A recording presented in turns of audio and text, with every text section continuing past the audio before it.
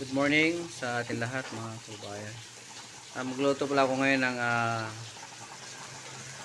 gulay pero may sahog na manok. To ginis gisa kasama sa gisa yung manok ko. To ripol yung gulay ito, gisado.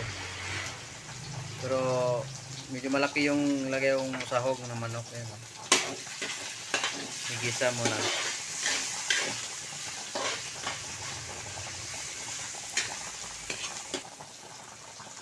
Nalagyan natin ng kaunting tubig para lumambot yung manok. Tapos, takpan muna natin. Takpan muna. Medyo luto na yung manok.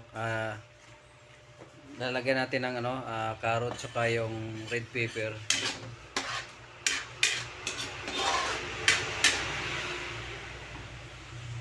Ito gulay na to, yung cabbage. Lagyan natin ng oyster sauce.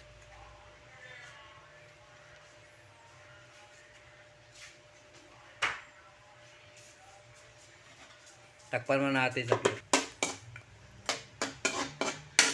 Ilagyan natin yung cabbage, mga kabayan.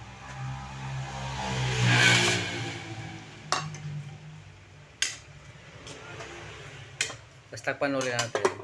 Okay, halo-haloyin natin. Malapit na maluto to. Ayun. Kasi madali na maluto yung repolyo.